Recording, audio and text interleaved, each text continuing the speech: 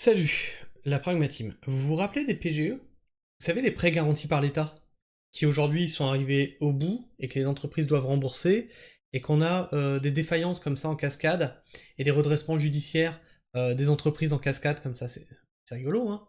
C'est rigolo. Finalement, la gestion du Covid du bout en bout, ça y est, la vidéo est démonétisée, j'ai dit le mot qu'il fallait pas.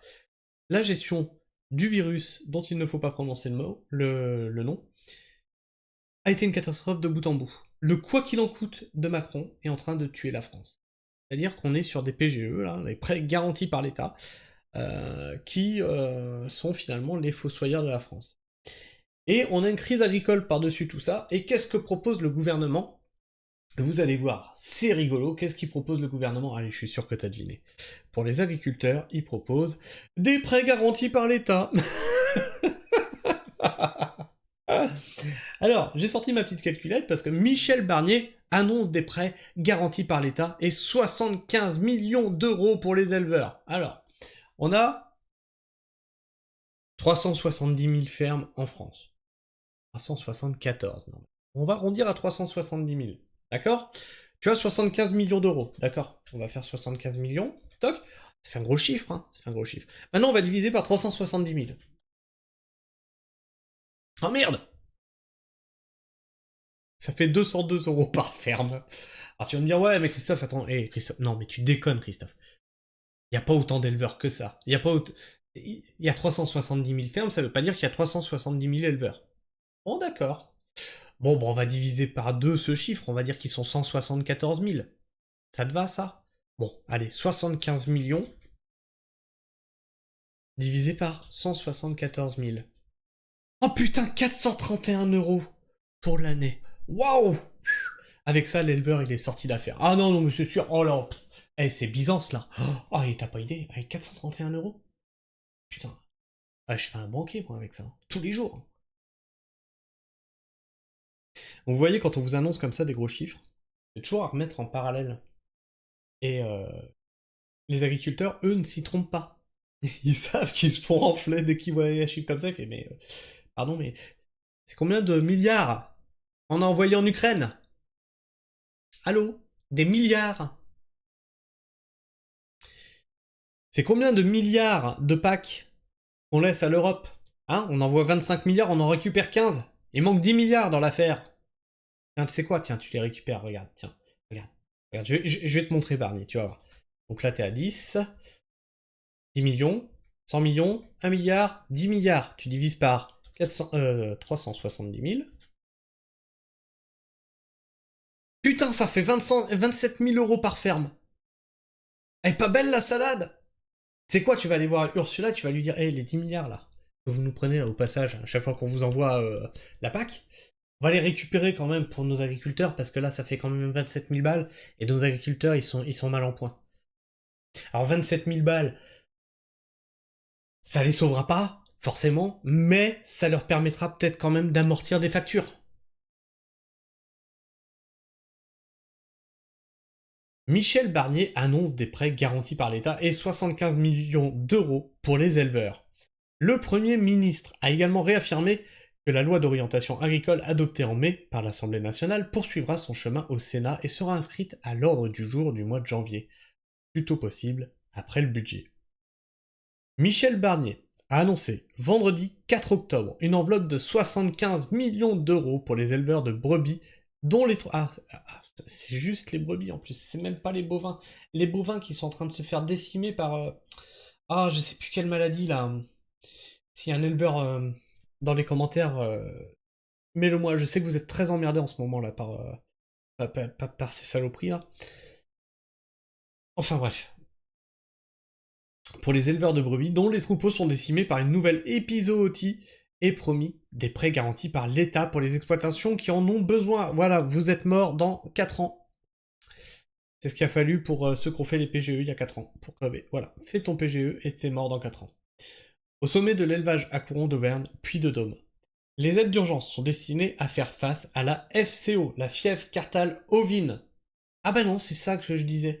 Donc c'est que les brebis, c'est pas les bovins. De stéréotype 3, un nouveau stéréotype qui est émergent, n'est pas pris en compte dans les systèmes d'indemnisation existants, a expliqué le Premier ministre à la presse, s'exprimant debout devant une botte de paille. Oh tiens, debout devant une botte de paille, qui c'est qui nous a déjà fait celle-là? Celui que tu remplaces, Gabriel Attal. Vous nous l'avez déjà fait là, l'image d'Épinal, vas-y on discute autour d'une botte de paille, la bouteille de pinard et tout. Non, on connaît. À l'instar de son prédécesseur Gabriel Attal, fin janvier, en pleine crise agricole. Après une déambulation de plusieurs heures dans les allées, une longue discussion avec les représentants des différents syndicats agricoles, Michel Barnier a annoncé des prêts garantis pour les exploitations qui sont touchées par des difficultés graves actuellement et qui ont besoin d'oxygène, répondant à une demande forte du syndicat majoritaire FNSEA. Avec les banques disponibles, et il y en a beaucoup qui sont partenaires du monde agricole, nous allons organiser ce dispositif de prêt à taux garanti par l'État pour les exploitations qui en ont besoin, a-t-il affirmé. De premières mesures annoncées. Alerter sur les contradictions de réglementation qui tombent d'en haut, parfois de Bruxelles, parfois de Paris, et qui ne sont pas adaptées au terrain. Il a annoncé une première mesure avec le report du 1er octobre au 15 novembre du délai fixé pour l'ensemble des travaux d'épandage dans les exploitations agricoles. Une mesure présentée comme de bon sens alors que les champs sont actuellement gorgés d'eau, empêchant les travaux dans de nombreux départements. Assurant n'avoir pas oublié la colère des agriculteurs l'hiver dernier, ah bah non, tu m'étonnes que tu l'as pas oublié, elle est en train de revenir là. Elle est en train de revenir, tu vas la sentir à mon avis. L'ancien ministre de l'Agriculture a réaffirmé que la loi d'orientation agricole votée en mai à l'Assemblée nationale poursuivrait son chemin au Sénat, où elle sera inscrite à l'ordre du jour du mois de janvier, le plus tôt possible après le budget. Très attendue par le secteur, cette loi d'orientation pour la souveraineté, la fameuse souveraineté de retour, elle est de retour, ça y est, mais ils vont vous la coller tout le temps. La souveraineté alimentaire, les gars, la souveraineté alimentaire. Je vous l'avais dit, je vous l'avais annoncé, quand l'ancien ministre Fesneau avait dit oui, alors c'est le ministère de l'Agriculture et de la Souveraineté Alimentaire. Vous avez dit, oula, ils sont en train de changer le nom du ministère. Et dans les textes, il arrêtait pas de mettre souveraineté alimentaire. Je vous ai dit ça. Ça, ils sont en train de nous changer l'agriculture par souveraineté alimentaire. Et c'est en train de venir, voilà. Vous voyez, c'est insidieux, c'est comme ça. Voilà, ils te collent un petit souveraineté par là. Souveraineté alimentaire. Ils le collent à agriculture. Mais agriculture, ça disparaîtra après. Tu sais, c'est comme mes employés, mes salariés, mes ouvriers. Aujourd'hui, c'est plus ça. C'est mes collaborateurs. C'est plus la même chose. C'est plus la même chose. Salarié, ça veut dire que tu dépends d'un salaire qu'il te doit. Employé, ça veut dire qu'il t'emploie. Il y a un ordre hiérarchique. Collaborateur, ça veut dire qu'on est tous d'accord pour travailler sur un même projet. C'est pas vrai. C'est pas ça en fait. Pour la souveraineté en matière agricole et le renouvellement des générations en agriculture, LOA, doit mettre en œuvre une grande partie des revendications exprimées lors des manifestations du début de l'année. Le texte place l'agriculture au rang d'intérêt général. Ah, vous l'avez déjà dit ça l'année dernière. Ah non, mais attendez, t'es en haut de la pile. Et les agriculteurs, non mais c'est intérêt général. Non mais c'est... Sans agriculteurs, il n'y a plus de France. Pas de pays sans paysans, mais on est d'accord avec vous, les paysans, les bouseux, les agriculteurs. Mais oui, vous êtes d'intérêt général, oui. Rentre chez toi maintenant, s'il te plaît. Quitte Paris. D'intérêt général majeur. Met en place un guichet unique pour l'installation de nouveaux agriculteurs.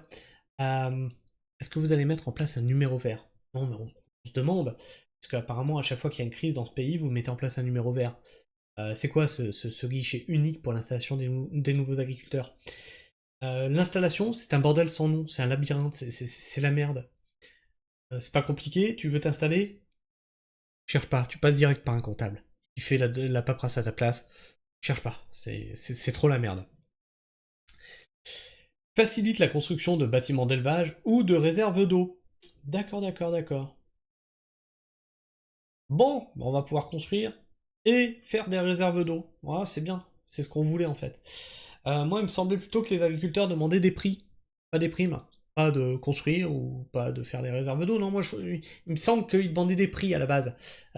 Tu dis que tu te rappelles de la révolte de l'année dernière. Tu te rappelles du slogan? On veut des prix et pas des primes. Apparemment, tu vises juste à côté. Enfin bref.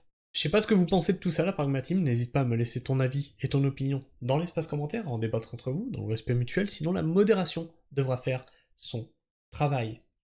Et puis bien sûr, tu partages la pragmatisme autour de toi, hein, tu partages cette vidéo, il faut que les gens sachent ce qui est en train de se passer au niveau de l'État, hein, comment on est en train d'enfler les agriculteurs, il faut que les gens sachent ce qui est en train de se mettre en place, hein, parce que les médias passent sous silence cette révolte agricole.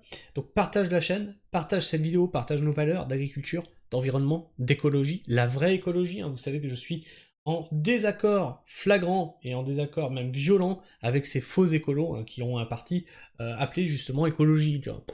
Je sais pas, même les militants écolos, je ne suis pas d'accord avec eux, tu peux remonter dans la chaîne, tu verras jamais un moment où on est d'accord ensemble, c'est bizarre. C'est bizarre alors que je prône la décroissance et l'écologie, c'est étrange, on ne tombe pas d'accord. Alors comment ça se fait? Comment ça se fait? Peut-être parce que moi je vis à la campagne, hein, que je vis dans le factuel et qu'eux vivent en ville. Je sais pas, je pose ça là. Et puis sinon, bah tu peux t'abonner, vérifier que t'es toujours abonné, liker, clocher, commenter. Et puis moi je te fais la bise, prends soin du sol et reste pragmatique. Ciao.